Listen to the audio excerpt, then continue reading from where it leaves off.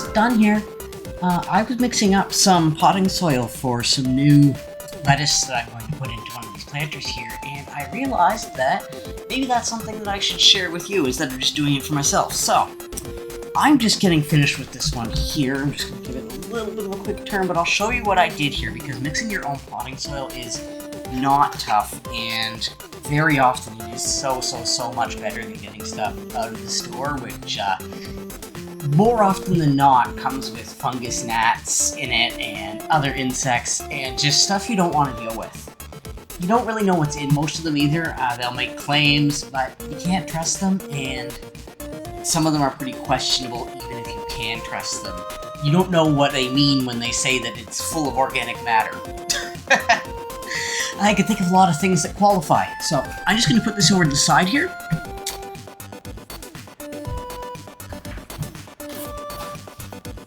And we're going to make a little bit more. So you've probably noticed my kitchen knife here. This is a brick of cocoa coir. You can get it fairly cheaply. I think for this entire block was what? It was 10 pounds, and I paid about 30 bucks for it. So we're just going to take some chunks off of it here. Be careful, of course.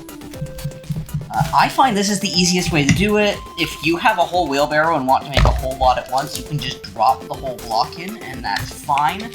But if you're not doing that, then you need to chip pieces off. So, and what we want to do is we're going to do everything today in about thirds. You don't have to measure it exactly. They will in commercial operations, of course, but you and I don't need to worry about it. So, we've got our bowl here full of chunks of hard cocoa coir, and I'm just going to pour some water in there. And you can absolutely use a shovel, a spoon, whatever you like if you don't want to stick your hands in there. Go. Mix that up a bit further, and you can see it is getting a lot bigger because this is seriously compressed stuff. It's going to vary from block to block, but usually you get at least a 3 times size increase. Okay. A little bit more. There's still some chunks in there. You don't want to make it too moist, but everything's pretty dry anyway, so it's not going to hurt anything to moisten it up a bit further either. Alright. Now, next, cocoa coir on its own holds an amazing amount of water. It's breathable, but it's not the best medium on its own. So we are going to add in some perlite. Perlite is a good option for a combination with cocoa coir. Often you can choose to aerate with gravel as well, but you have to be careful with the gravel that you use because certain stones are going to change your pH balance, and cocoa coir has no pH. It's completely neutral. So you don't want to add anything that's going to shift the balance of the pH too much in either direction before you start planting in it. Mix that up. And some of you have probably noticed that I have a bag of premixed potting soil here. And you might wonder why when I just told you about the evils of potting soil. Excuse me. So, under normal circumstances, we would want to use compost of some type as our third here. Wow, that's awkward. Our third part. But, as you know, the worm compost bin isn't really full of compost yet. So, what I'm going to do instead of that is I have this potting soil here, which is pretty good stuff as far as potting soils go. I've definitely used a lot worse. And we're just going to fill our last third with this because it does have wood chips and old roots and a bunch of organics in it. And that's going to, well, it's going to adjust our pH down for one thing.